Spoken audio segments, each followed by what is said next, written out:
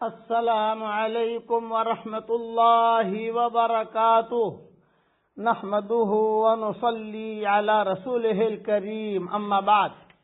آج کا سبق سن لیجئے۔ آج کے سبق کی سرخی ہے حضرت محمد صلی اللہ علیہ وسلم کی سیرت، پارٹ نمبر 187۔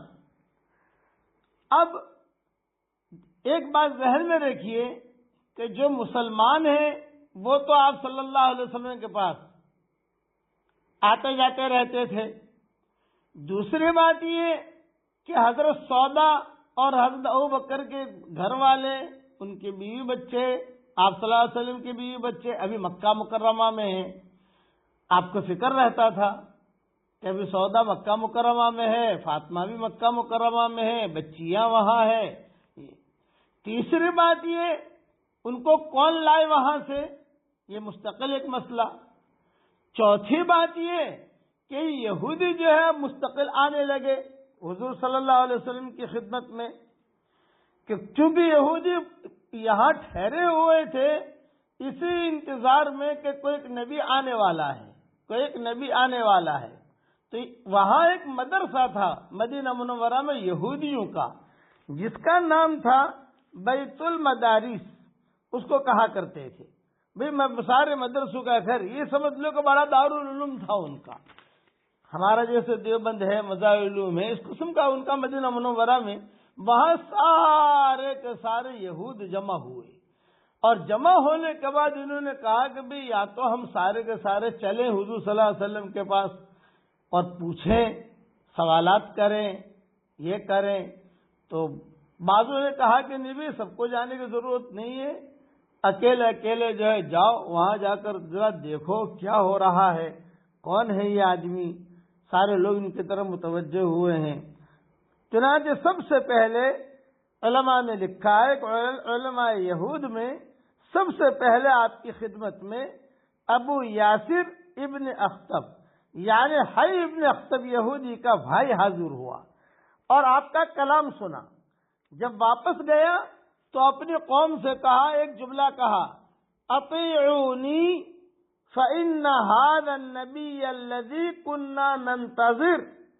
او یہودیو، میری بات سنو، یہ وہی نبی ہے جس کے ہم منتظر تھے، وہ آ گئے ہیں، لہذا ان پر ایمان لاؤ، کوئی ادھر ادھر کی بات مت کرو۔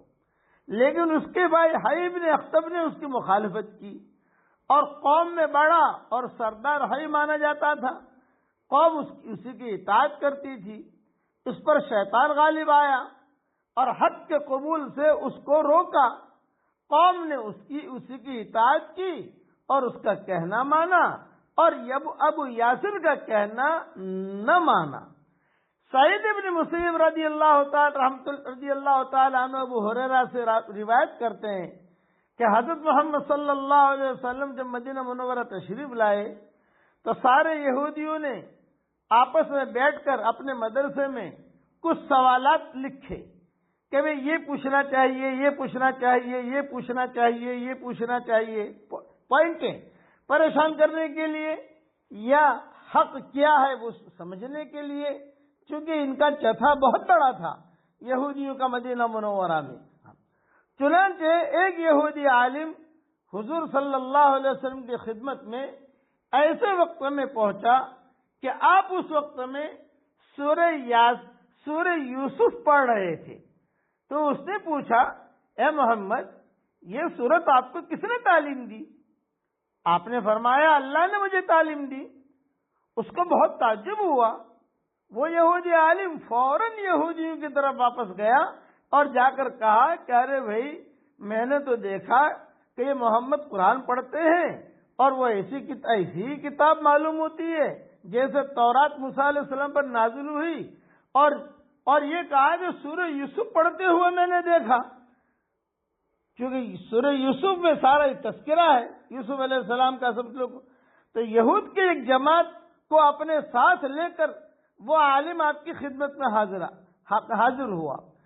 ان لوگوں نے آپ صلی اللہ علیہ وسلم کی صورت اور صفت کو دیکھ کر پہچان لیا کہ یہ وہی نبی ہے جن کی آمد کے تورات میں خبر دی گئی ہے، اور آپ کے دو شانوں کے درمیان مہر نبوت کو بھی دیکھا، اور آپ جو سورہ یوسف پڑھ رہے تھے اس کو خوب غور سے سنا، اور حضور صلی اللہ علیہ وسلم بھی جب پڑھ رہے تھے تو بہت اپنے دھیان کے ساتھ، آپ صلی اللہ علیہ وسلم تو بہت دھیان کے ساتھ پڑھتے ہی تھے، لیکن تھوڑی آواز بلند کر دی تو یہ یہود جو ہے یہ بیٹھے ہوئے سن رہے تھے، سن کر کچھ رو بھی رہے تھے، اور چونکہ قصے ان کو معلوم تھے، بھئی مسلمانوں کو تو یہ قصے معلوم نہیں تھے، حضور صلی اللہ علیہ وسلم پر تو بعد میں آیتیں نازل ہوئی، لیکن یہود نصارہ یہ سارے قصے جانتے تھے،